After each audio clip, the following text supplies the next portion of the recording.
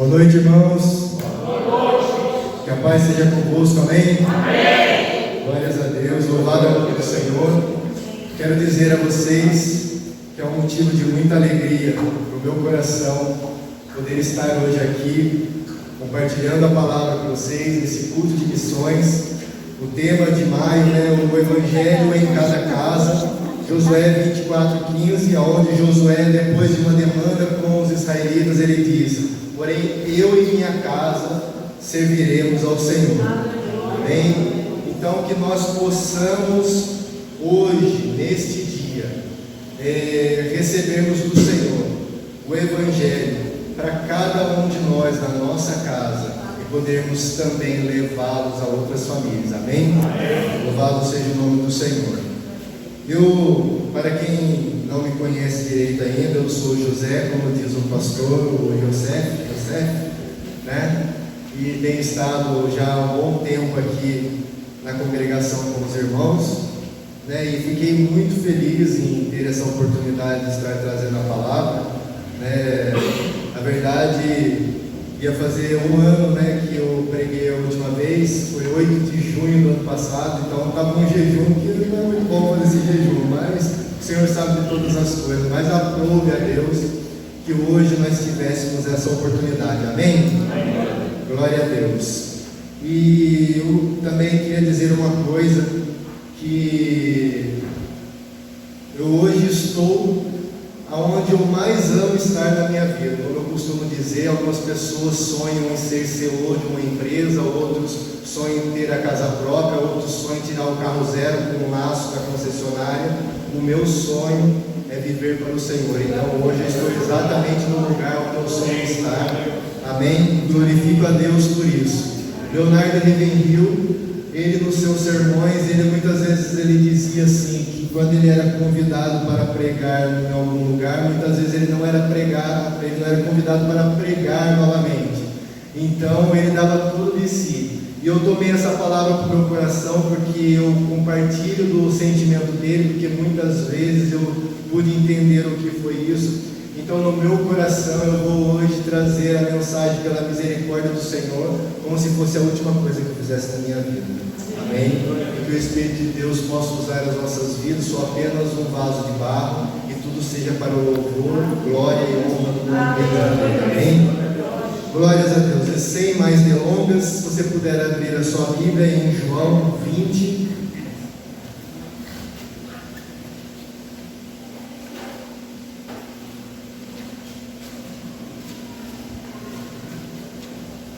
Seja o nome do Senhor. Evangelho segundo João, capítulo 20, verso 21, na parte B. Diz assim a palavra do Senhor: assim como o Pai me enviou, também eu vos envio a vós. Amém? Só até aqui. Vocês podem se assentar, eu vou só estar fazendo uma oração nesse momento. Pai amado e bendito, estamos aqui diante da Tua igreja, Pai, com a palavra que acabamos de dizer, conforme Tu colocaste em nosso coração.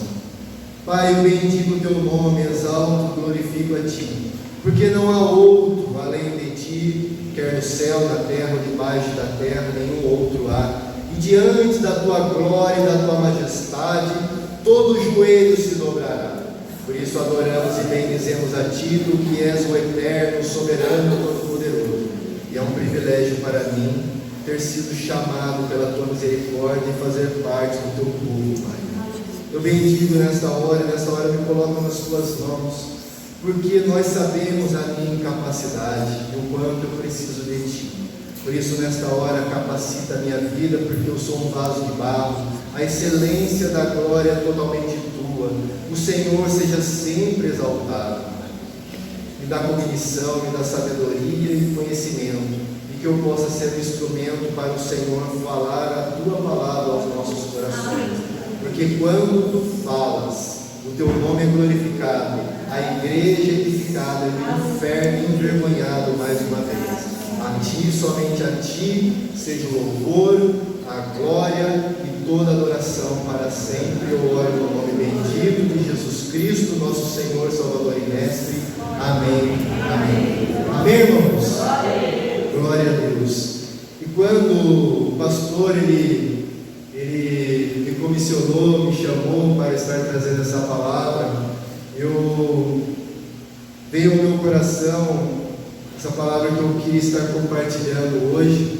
E nesse texto bíblico, no ID, eu usei isso como base do texto, mas quando eu fui consultar o Senhor, o que trazer para a tua casa nesse dia de culto de missões, e aí veio essa palavra forte ao meu coração: assim como o Pai me enviou, também eu vos envio a vós. E na versão de Whist, uma versão ampliada da Bíblia, diz: como o Pai me enviou em missão permanente, pela qual ainda sou responsável, assim vos envio a vós. Amém? Então Deus está em missão, Jesus está em missão, e Ele nos envia para dar continuidade numa missão pelo qual Ele ainda é responsável.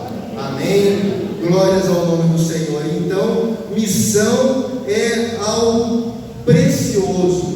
E eu quero dizer isso porque no terceiro domingo do mês, a Igreja do Evangelho Quadrangular separa o dia como tema da missão. E eu quero dizer, muitas vezes isso acaba caindo como algo rotineiro para as nossas vidas.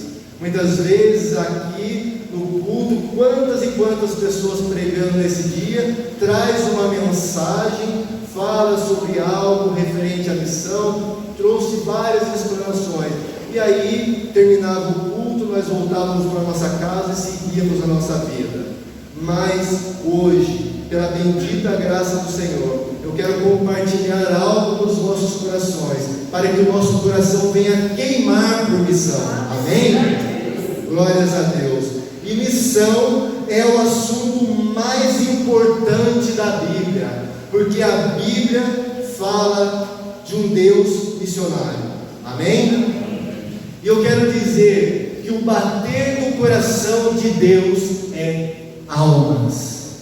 O bater do coração de Deus é almas.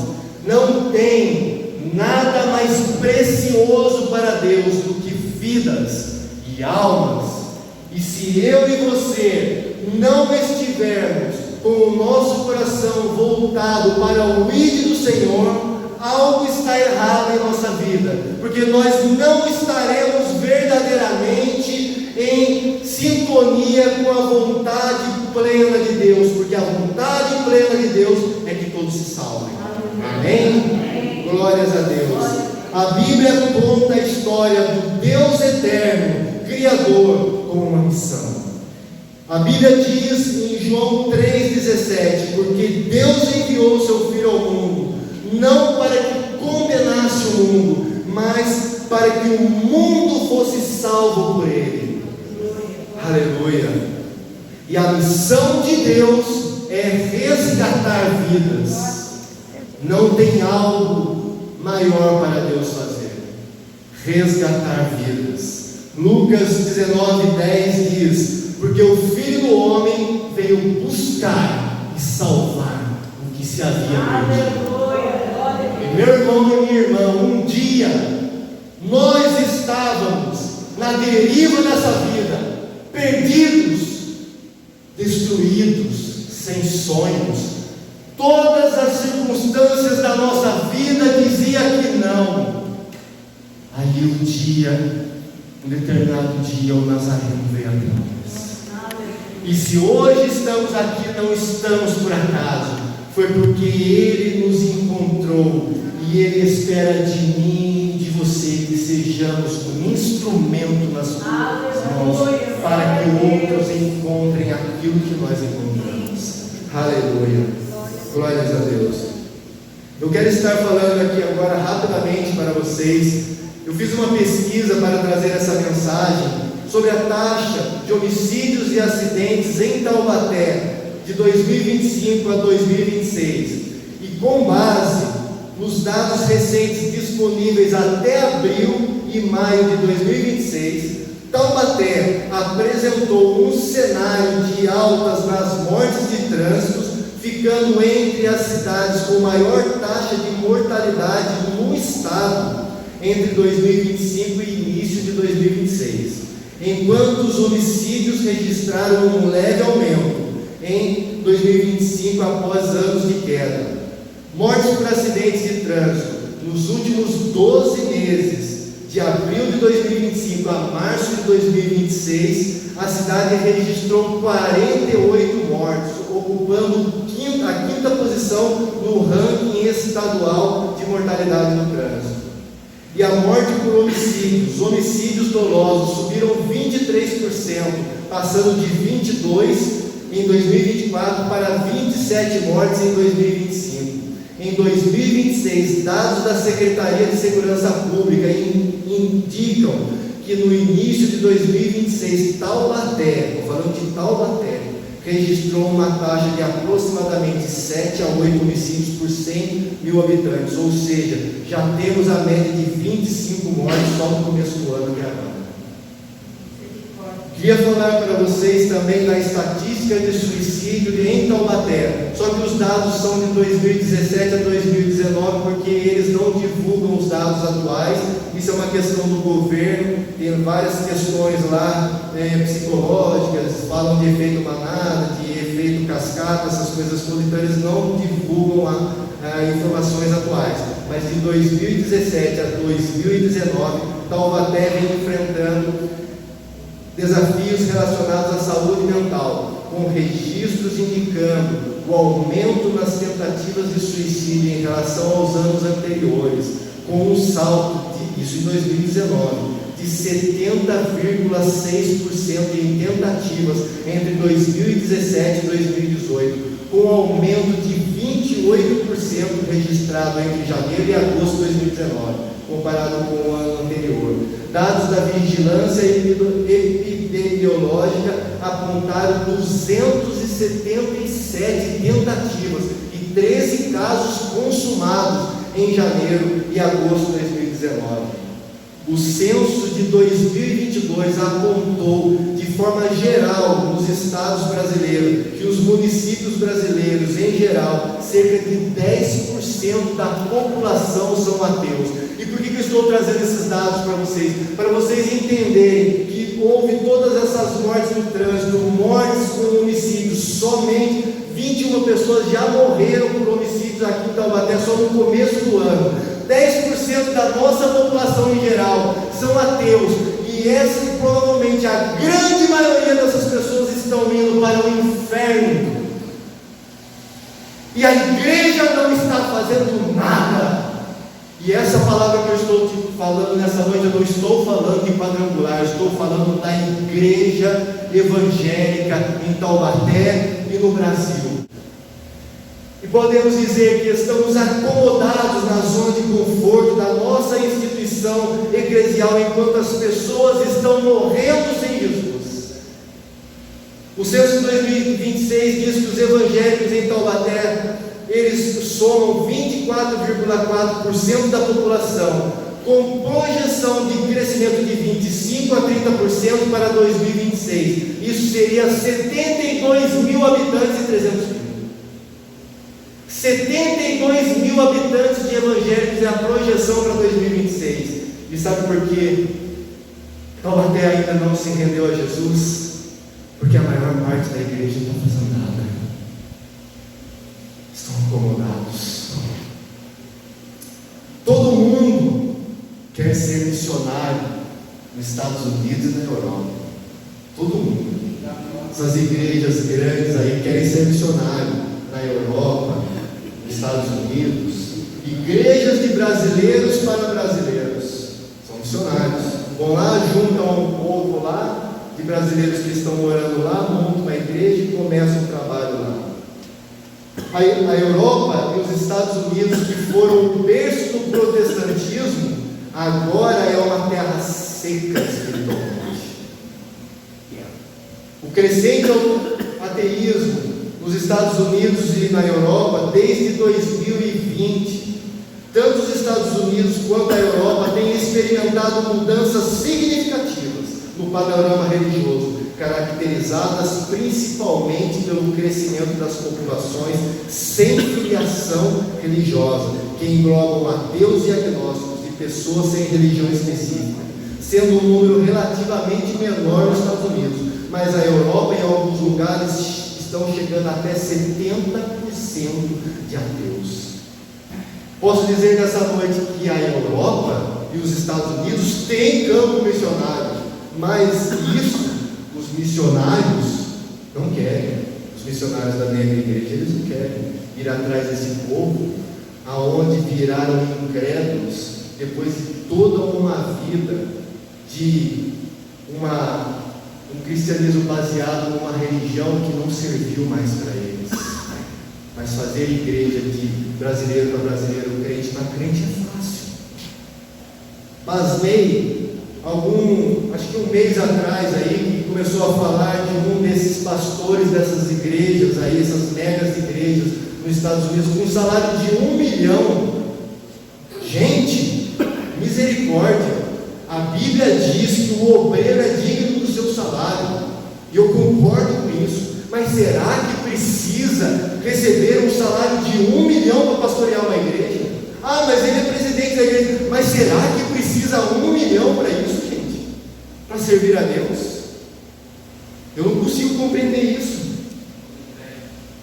Eu posso dizer uma coisa para vocês: um brasileiro, a média de um salário de um brasileiro, uma média, tá? Com 3% do seu salário, 3% do seu salário seria possível alimentar uma criança na África por mês. 3%. Isso qualquer brasileiro na média salarial aí, salário de comércio, que nós conhecemos bem. 3 desses missionários dessas igrejas nos Estados Unidos e na Europa, com 3% do seu modesto salário citado há pouco, alimentaria 1.500 crianças na África por mês. Ao invés disso, sabe o que eles fazem? Ostentam carros de luxos, mansões e jatinhos. E eu digo uma coisa: naquele dia será requerido das suas mãos as suas más obras, e os seus destinos serão com os infiéis, porque Deus não se deixa escarnecer. Deus é fogo consumidor, e se esses homens acham que por uma posição de autoridade que eles têm exercido, eles podem fazer o que eles querem, enquanto o povo de Deus está gemendo, Deus cobrará das suas mãos o sangue dessas pessoas que eles têm negligenciado. Aleluia. Louvado seja o nome do Senhor. Quero falar aqui rapidamente do profeta Jonas. Deus chama Jonas e fala para ele e para mim. Jonas conhecia Nínive, era um povo ímpio, um povo mau, um povo sanguinário, que quando alguém ia lá pregar, muitas vezes eles arrancavam a pele viva da pessoa e matavam a pessoa de um jeito horrível, e depois ainda praticavam canibalismo com essa pessoa. Quando Jonas toma esse chamado de Deus, ele foge, vai para o lado oposto, pega um navio, se não for a memória, para Tarsis, e foge.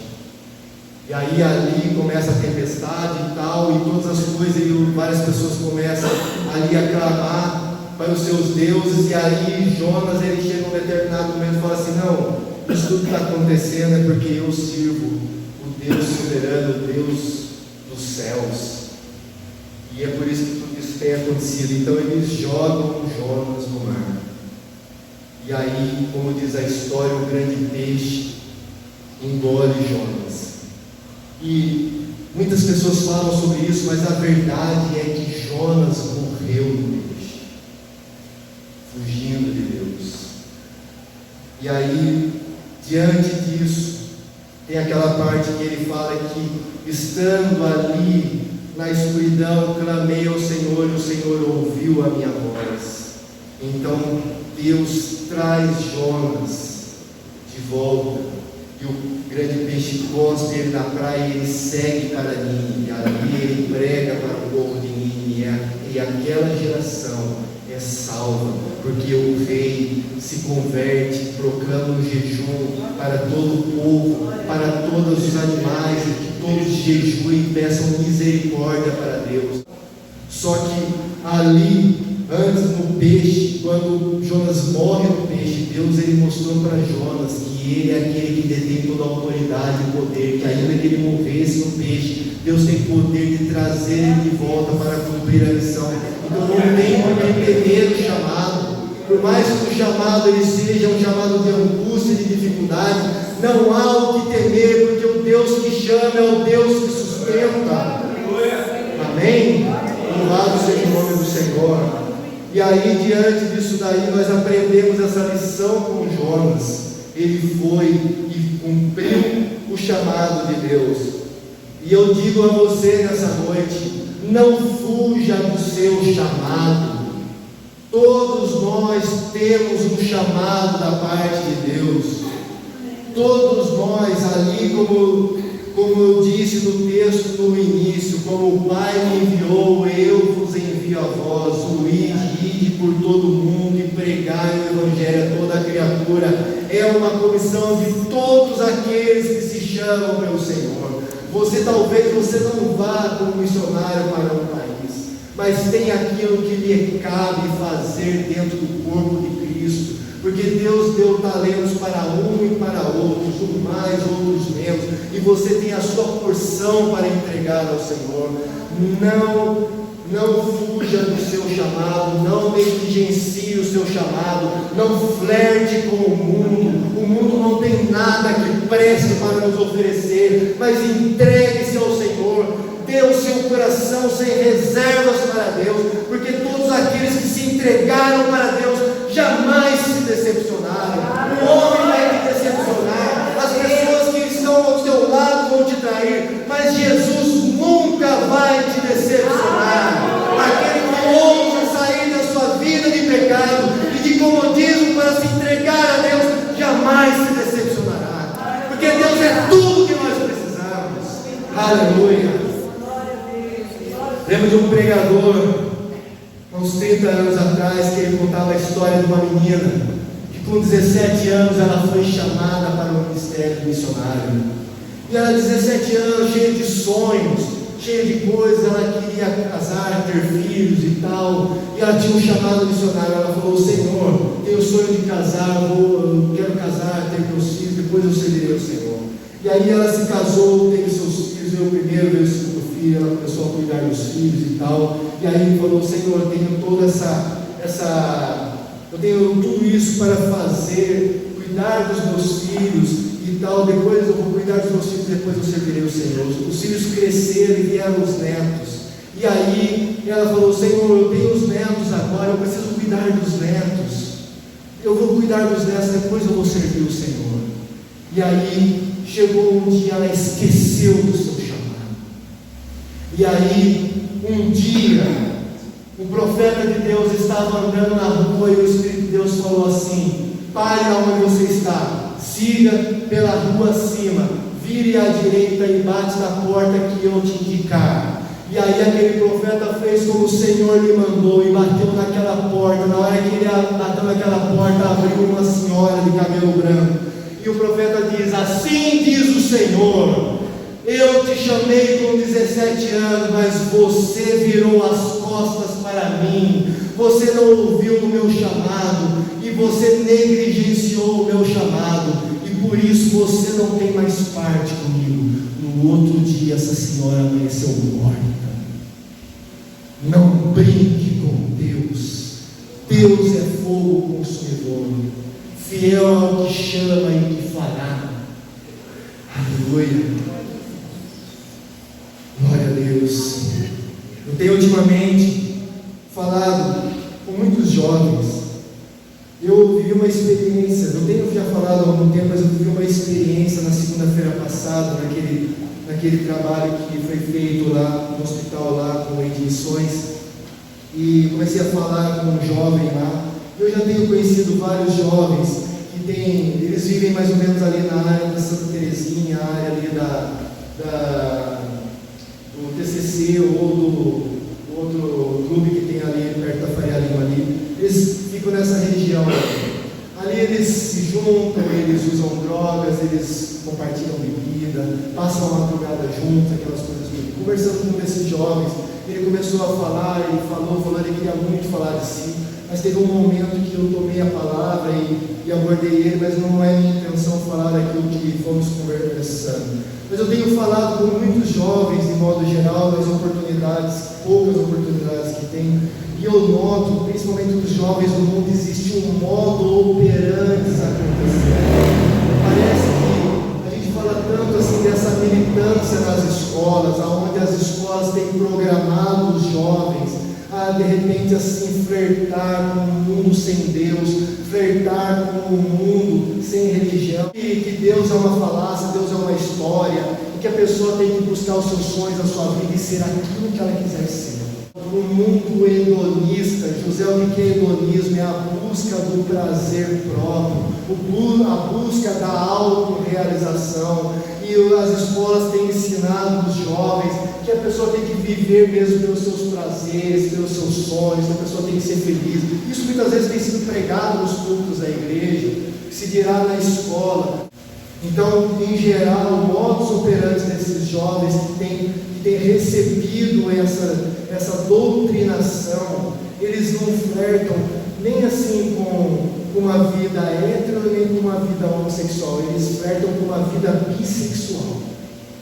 Porque isso há anos atrás, uns professores conhecidos falaram assim, que a cartilha ensina que as pessoas, as crianças, os jovens, eles têm que experimentar para dizer se gostam ou se não gostam. Irmãos, isso está acontecendo debaixo dos nossos olhos. E conversando com alguns jovens da igreja, eu estou falando aqui da estiva em si, estou falando de modo geral. A maioria dos jovens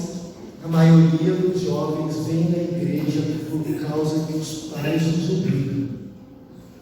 A maioria dos jovens não sabem quem é Jesus.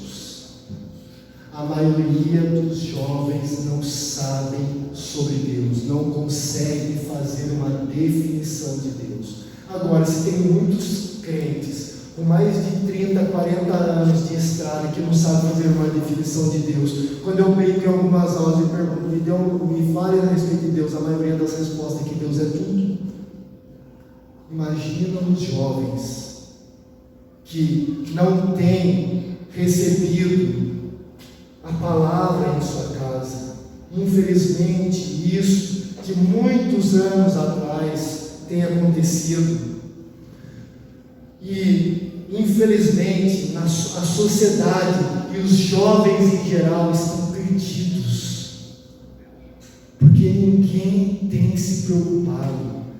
A real verdade eu já ouvi gente dizendo que vai numa igreja porque quer uma igreja que tenha estrutura e uma boa salinha para os seus filhos. Igrejas com ar-condicionados, igrejas com bancos fofos e todo o conforto do mundo. E ai de alguém trazer uma palavra e persuadir o filho falar, mamãe, papai, o tio da escolinha falou uma coisa ali para mim que eu vou para o inferno se eu não tiver Jesus.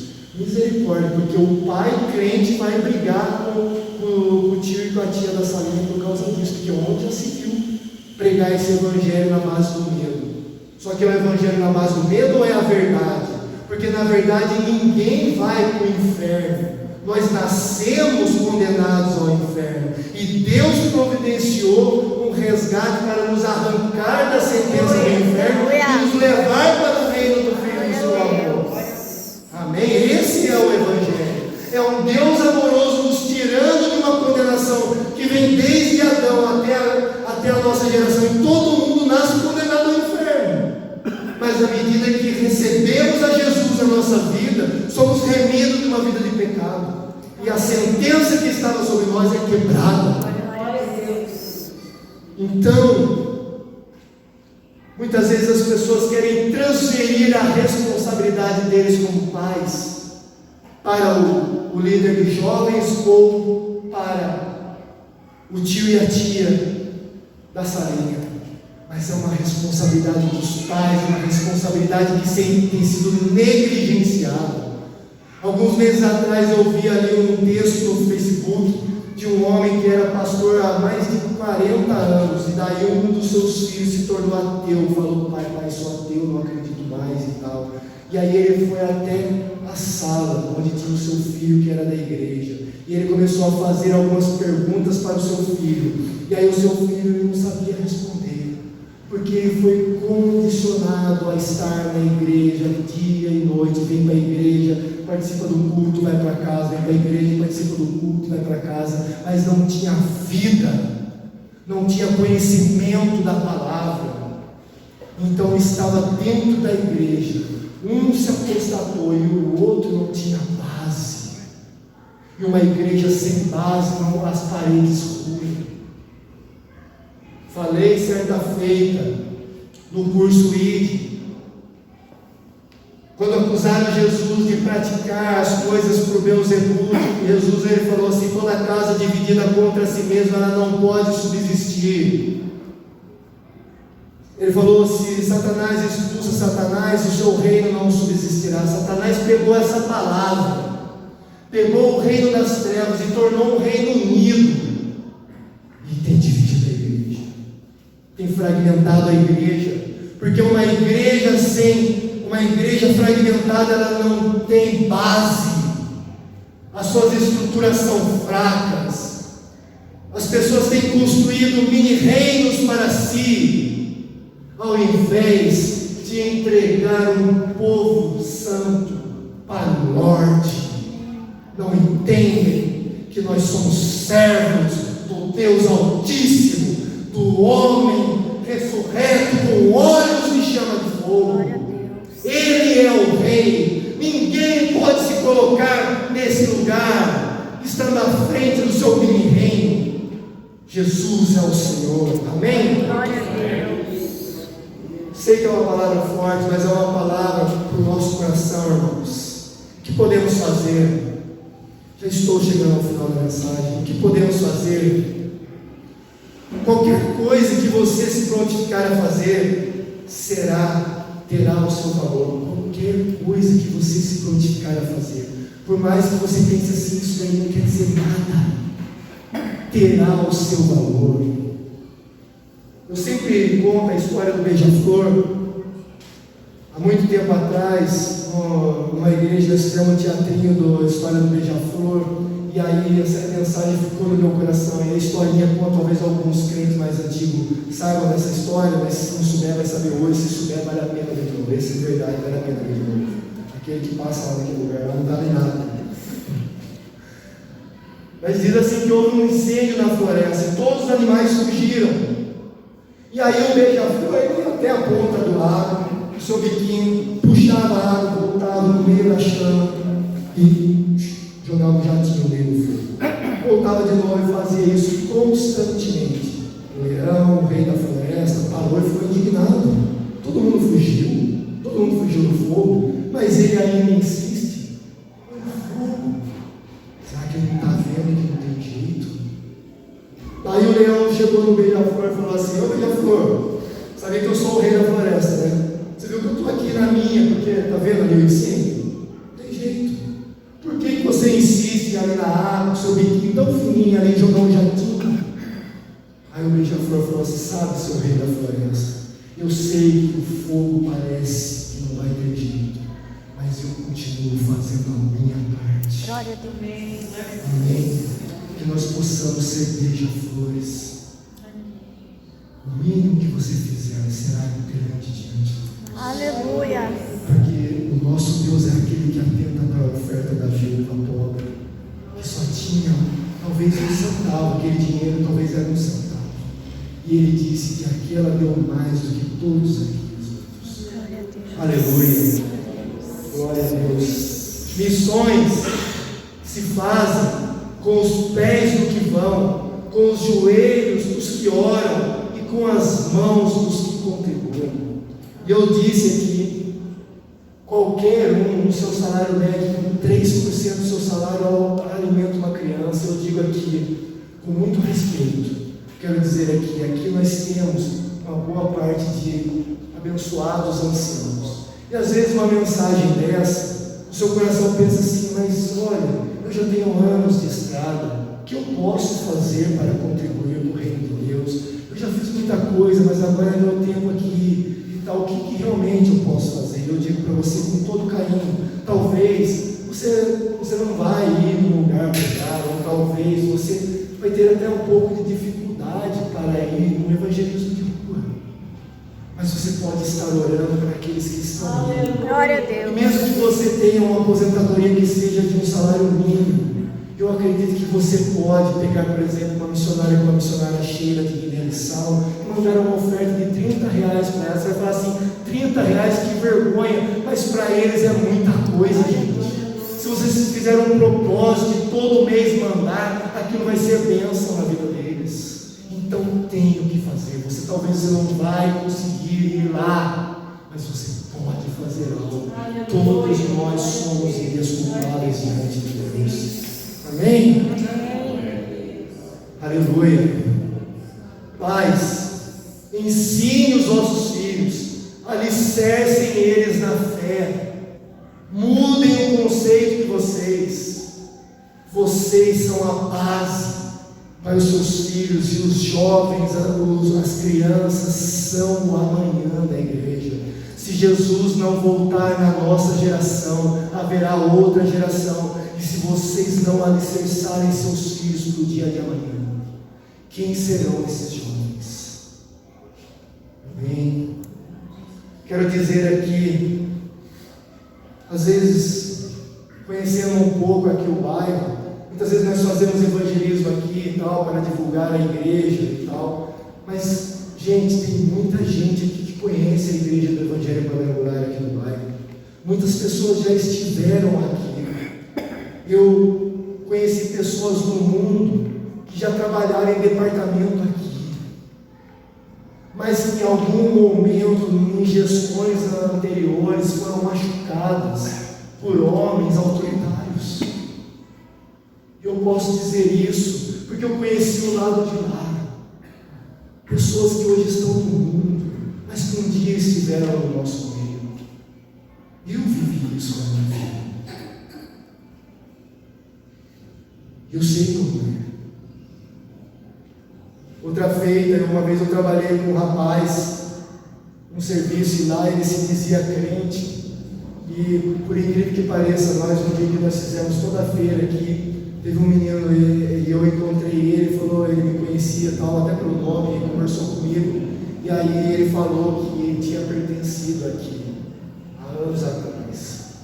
E ele até brincou comigo, depois brincou com o pastor, fazendo uma pergunta para nós, falando assim, se vocês responderem, eu vou na igreja. Mas eu conhecia ele, trabalhava com ele no Espanha, se não me falha a memória, no Espanha Urtendo, há muitos anos atrás. E ele está fora. Esse outro que eu citei está fora. É uma pessoa preciosa. Pessoa preciosa que eu conheci lá fora. E que já foi líder de departamento aqui, mas que está fora. Sabe por quê? Porque em algum momento alguém machucou ele, ele foi embora. E aí alguém disse, estou falando isso que vocês estão na igreja, estou dizendo assim, de uma forma assim genérica, tá, gente? Como disseram a meu respeito um dia, que não tem jeito. Mas quando para as pessoas, alguém não tem jeito, para Deus é precioso. Aleluia. E é por isso que eu estou hoje aqui trazendo essa palavra para vocês, porque um dia Deus teve misericórdia da minha vida, e eu estava lá à deriva, perdido, desesperançado, já tinha vivido uma vida na igreja e fui jogado fora, e ninguém foi atrás de mim, mas o Lorde, o Senhor foi até a mim. E se hoje eu estou aqui pela sua misericórdia, é porque Ele foi grande misericórdia, se compadeceu de mim, e hoje nós podemos estar aqui para a glória e o louvor do Senhor. Precisamos de uma igreja curada para curar. Precisamos atentar para isso. Buscar a Deus, buscar a resposta de Deus. Uma igreja curada para curar, e a cura só vem pela palavra de Deus. Aleluia, glória a Deus. Quero finalizar aqui com 1 João 2, de 13 a 15, que diz assim: Pais, eu escrevo-vos, porque conheceste aquele que é desde o princípio. Jovens, escrevo-vos, porque venceste o maligno. Eu vos escrevo, filhos, porque conheceste o Pai. Eu vos escrevi, pais, porque conheceste aquele que é desde o princípio. Eu vos escrevi, jovens, porque sois fortes e a palavra de Deus está em vós, e já venceste o maligno. Não ameis o mundo, nem o que há no mundo. Se alguém ama o mundo, o amor do Pai não está nele. Aleluia, louvado seja o nome do Senhor. Eu posso dizer para todo e qualquer jovem aqui nesse lugar, quando teve uma certa feita na minha vida, eu era jovem, estava caminhando na presença do Senhor, e tantas coisas aconteceram na minha vida que tudo era para eu desistir, e para eu viver uma vida de promiscuidade. E eu, com os meus 24 anos, eu tinha um sonho, o sonho de ter uma família. E aí eu fiz um voto com o Senhor, que eu ia me guardar para o Senhor, até que Deus manifestasse a promessa dele na minha vida. E Deus me deixou quase 4 anos em celibato. Eu dei dos meus 24 aos meus 28 anos para Deus. Eu costumo dizer nesse testemunho que essa é a idade do ápice da vida de um homem, e eu dediquei isso ao Senhor. E hoje, quando vocês olham para Dani, vocês veem a consumação física que Deus te promete e faz. Se você paga um preço, se você se entrega para Deus, se você se consagra para Deus, Deus é fiel e não deve nada para ninguém. Se você tem um sonho, você jovem, você entregue o seu coração para Deus, se santifique, não flerte com o pecado, não flerte com o mundo, deixe essa militância da escola de lado. Deus é Deus, e Ele é acima de tudo e de todos, e não há outro Deus além do Senhor. Se entregue a Jesus, dê o seu coração para Jesus. Não fique na igreja apenas por causa dos seus pais, mas viva uma vida com Deus, e você vai ver o que Deus vai fazer em sua vida, porque fiel é o que prometeu aquele que fará. Deus é fiel. Aleluia. E eu estou aqui como testemunha disso. Amém. Quando você entrega o seu coração para Deus, Ele é poderoso para fazer infinitamente mais do que pedimos ou pensamos. Aleluia. Encerro aqui com João 20, 21 da versão de Wist. Como o Pai me enviou em missão permanente, pela qual ainda sou responsável, assim vos enviamos. Amém? Se a igreja, na permissão do pastor, pudesse colocar em pé, eu só quero fazer uma oração de encerramento. Amém. Glória a Deus. Pai amado, santo e querido, estamos aqui, Pai, diante da tua igreja, e eu quero te louvar, Pai, pela oportunidade, e quero glorificar o teu nome. Eu sei que foi uma palavra difícil, o Senhor sabe o quanto eu tenho falado contigo essa semana, mas eu sei, Pai, que tu tens um propósito, e o Senhor, eu sei que o Senhor tem corações aqui para tocar, para moldar e para transformar, Pai. Pai, eu peço a Ti nesta hora, traz um avivamento sobre a estiva, Pai. Meu Pai, abre os corações, Pai, daqueles que oram, daqueles que buscam, daqueles que contribuem, Pai. E Pai, abre o coração nosso, Pai, para nos entregar a Ti, Pai. Traz um avivamento nesse lugar, Pai. Que nós possamos romper a fronteira institucional e vivermos algo glorioso nas Tuas mãos, Pai. Porque as almas estão perdidas na rua, Pai, e nós podemos fazer algo, Pai. Toca em nossos corações, faz borbulhar a Tua graça em nosso coração, que a Tua palavra que tem sido pregada a cada domingo nesse lugar venha se tornar viva em nossos corações, que nós possamos viver algo profundo contigo e sermos luz para o mundo em trevas. Pai, salva a estiva, salva Taubaté, salva o Brasil. A estiva é do Senhor Jesus, Taubaté é do Senhor Jesus, o Brasil é do Senhor Jesus.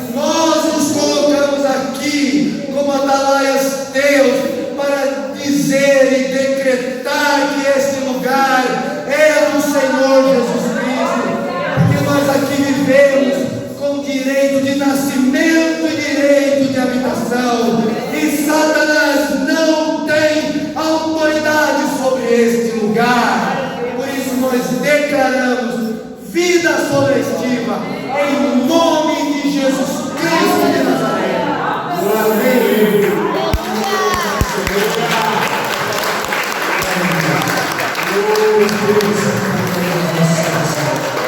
Amém, glória a Deus, aleluia. Louvado seja o nome do Senhor. Continue com seus olhos fechados. Obrigado, Deus.